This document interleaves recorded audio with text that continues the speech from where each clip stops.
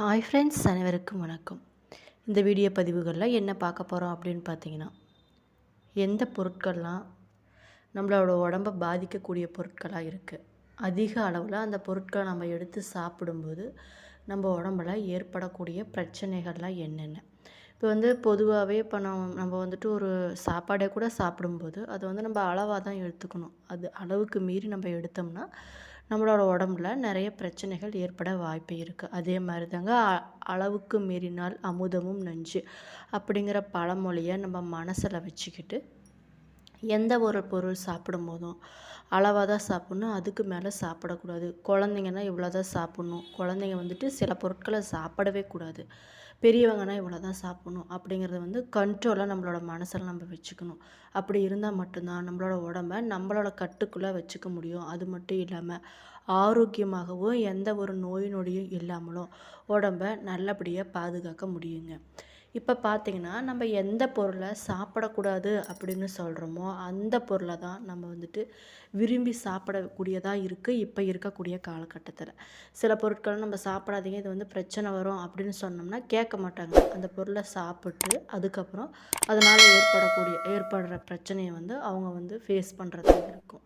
அப்படி தான் இருக்குது இப்போ இருக்கக்கூடிய காலகட்டத்தில். ஏன்னா வேலைக்கு அதிகமாக எல்லாம் போயிட்டுருக்கனால வீட்டில் அதிகமாக சமைக்க முடியல, வெளியில் நம்ம வாங்கி சாப்பிட்டு அன்றைக்கான டின்னரை முடிச்சுக்கலாம் அப்படிங்கிற மாதிரி தான் இப்போ போயிட்டுருக்க காலகட்டத்தில் இருக்காங்க. அந்த மாதிரிலாம் இருக்க வேண்டாம்.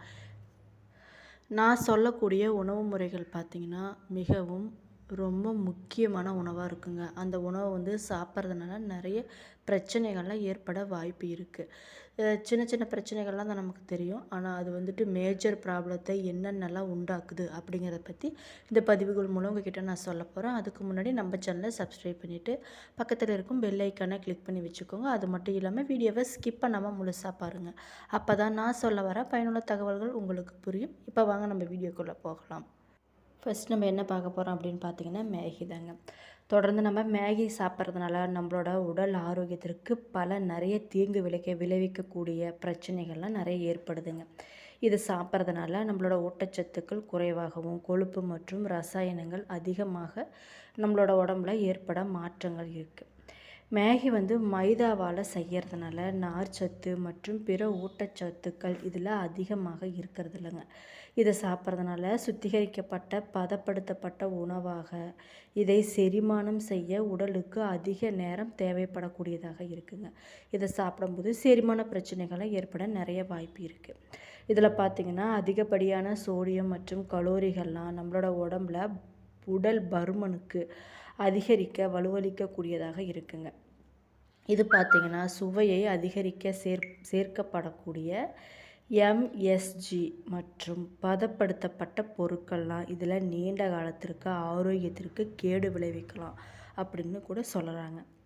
குறிப்பாக சொல்லணும்னா இந்த மேகி சாப்பிட்றதுனால நம்மளோட ஊட்டச்சத்து குறைபாடு, செரிமான கோளாறு, உடல் எடை அதிகரிக்கிறது, நிறைய வேதிப்பொருட்கள்லாம் இதில் சேர்க்கறதுனால உடம்புல ஆரோக்கியத்திற்கு நிறைய பிரச்சனைகள் கேடு விளைவிக்கக்கூடியதாக இருக்குங்க. எந்த ஒரு பொருளையுமே நம்ம அளவோடு சாப்பிட்றது நம்மளோட உடம்புக்கு ரொம்ப ரொம்ப நல்லது. அடுத்து நம்ம என்ன பார்க்க போகிறோம் அப்படின்னு பார்த்தீங்கன்னா, நம்ம எல்லோருக்குமே பிடித்த பரோட்டா தாங்க. அது எனக்கும் கூட தான் பிடிக்கும், எல்லாருக்குமே பிடிக்கும். ஆனால் அது அளவோடு சாப்பிட்றது ரொம்ப ரொம்ப நல்லது. தினமும் சாப்பிட்டோம்னா உடம்புக்கு ரொம்ப ரொம்ப பிரச்சனையாக உண்டு பண்ணக்கூடியதாக இருக்குங்க.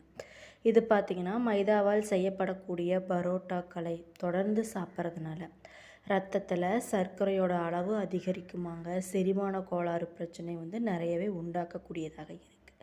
இதில் பார்த்திங்கன்னா அதிகப்படியான கொழுப்பு மற்றும் கலோரிகள் உடல் எடை அதிகரிக்கு, இதய நோய் பிரச்சனை போன்ற தீவிர பிரச்சனைகளுக்கு கூட இது வழிவகுக்கக்கூடியதாக இருக்குதுன்னு சொல்கிறாங்க.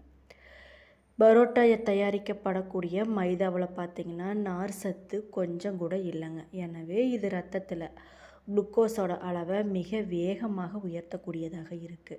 நம்மளோட கணையத்தோட இன்சுலின் சுரப்பை சோர்வடைய செய்கிறதுனால நீண்ட காலத்துக்கு நீரிழிவு நோய் வர நிறைய வாய்ப்பு இருக்கிறத சொல்கிறாங்க. இந்த மைதா மாவில் குளூடன் அதிகமாக இருக்கிறதுனால அதை செரிமானம் செய்வது ரொம்ப கடினமான விஷயமாக இருக்குங்க.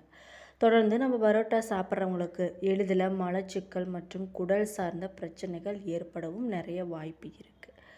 பரோட்டாவில் பார்த்திங்கன்னா கலோரிகளும் தயாரிக்கப்படும் போது சேர்க்கப்படும் எண்ணெய் அல்லது நெய்யோட அளவு மிக மிக அதிகமாக சேர்க்கப்படுறதுனால இது உடலில் கெட்ட கொழுப்பை அதிகரித்து தொப்பை போடுதல் போன்ற உடல் பருமன் பிரச்சனையும் உண்டாக்க நிறைய வாய்ப்பு இருக்குதுன்னு சொல்கிறாங்க. பரோட்டாவில் பார்த்திங்கன்னா அதிகப்படியான மைதா மற்றும் எண்ணெய் இதய ஆரோக்கியத்திற்கு பாதுகாப்பானதாக இல்லை. அது மட்டும் இல்லாமல் நீண்ட காலத்தில் இரத்த அழுத்தத்தை அதிகரிப்பதோடு மட்டும் இல்லாமல் மாரடைப்பு போன்ற ஆபத்தான பிரச்சனைகளையும் கொண்டு வர நிறைய வாய்ப்பு இருக்குங்க. குறிப்பாக சொல்லணும்னா இது சாப்பிட்றதுனால சர்க்கரை நோய் அதிகரிக்கக்கூடியதாக இருக்குங்க. செரிமான கோளாறு பிரச்சனை நிறையவே ஏற்பட வாய்ப்பு இருக்குது. நம்மளோட உடம்பும் பருமனாக நிறைய வாய்ப்பு இருக்குங்க. இதயம் சார்ந்த பிரச்சனைகள் நிறையவே ஏற்பட வாய்ப்பு இருக்கிறதுனால பரோட்டாவை தவிர்ப்பது ரொம்ப ரொம்ப நல்லது. எந்த ஒரு பொருளையுமே நம்ம அளவோடு சாப்பிட்றது ரொம்ப ரொம்ப நல்லதுங்க.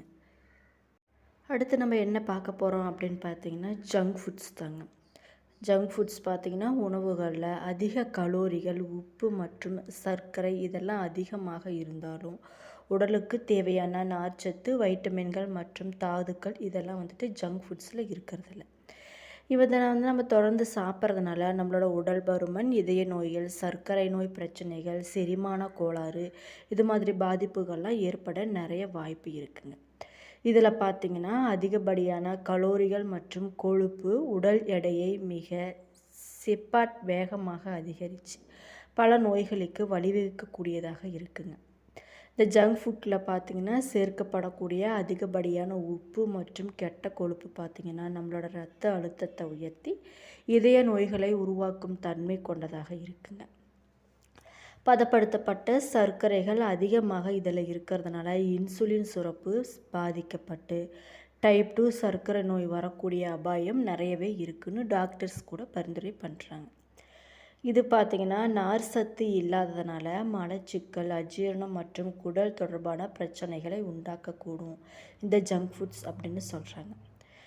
ஊட்டச்சத்து குறைபாடு காரணமாக, அதாவது நம்மளோட மூளையில் செயல்பாடு மங்கி எப்போதுமே சோர்வு மற்றும் மனநிலை மாற்றங்களை ஏற்படுத்தக்கூடிய தன்மை பார்த்திங்கன்னா இந்த ஜங்க் ஃபுட்ஸுக்கு நிறையவே இருக்குதுன்னு சொல்கிறாங்க.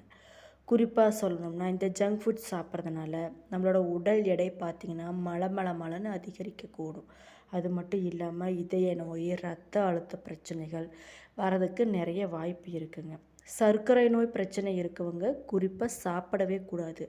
அது மட்டும் இல்லாமல் இது சாப்பிட்றதுனால சர்க்கரை நோய் உடனடியாக வரக்கூடிய வாய்ப்பு நிறையவே இருக்குது. செரிமான கோளாறுகளும் நிறைய இருக்குங்க. இதை சாப்பிட்றதுனால நம்மளோட மனசோர்வு, அது மட்டும் இல்லாமல் மூளை வளர்ச்சி இல்லாமல் மந்த நிலை, மனநிலை மாற்றங்கள் இது மாதிரி நிறைய பிரச்சனைகள்லாம் ஏற்பட வாய்ப்பு அதிகமாகவே இருக்குதுங்க.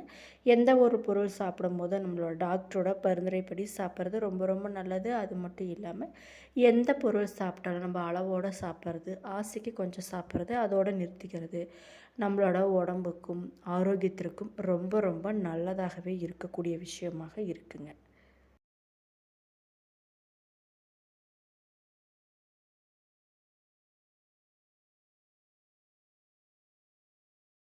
சாப்பிடக்கூடிய பொருளில் நார்ச்சத்து, வைட்டமின்கள், தாதுக்கள் இதெல்லாம் இருந்தால் தான் நம்மளோட உடம்பு வந்துட்டு ஆரோக்கியமாக இருக்கும். நம்ம சாப்பிடக்கூடிய உணவுமே வந்து நமக்கு சத்துள்ள ஆகாரமாக நம்மளோட உடம்புக்கு போய் சேருங்க. ஆனால் இந்த ஜங்க் ஃபுட்ஸில் இந்த மாதிரி விஷயங்கள்லாம் எதுவுமே இல்லாதனால நம்மளோட உடல் எடை பார்த்திங்கன்னா அதிகரிக்க வழிவகுப்பதோடு மட்டும் இல்லாமல் உடல் சார்ந்த பிரச்சனைகளும் நிறைய வர வாய்ப்பு இருக்குது. நொறுக்கு தீனிகளில் இருக்கக்கூடிய நிறைவற்ற கொழுப்புகள் மற்றும் சர்க்கரை அதிக கொலஸ்ட்ராலுக்கு இது வழிவகுக்கக்கூடும். அப்படிங்கிறதுனால நொறுக்கு தீனிகளை அதிக சாப்பிட்றத நம்ம வந்து குறைச்சிக்கிட்டால் ரொம்ப ரொம்ப நல்லது.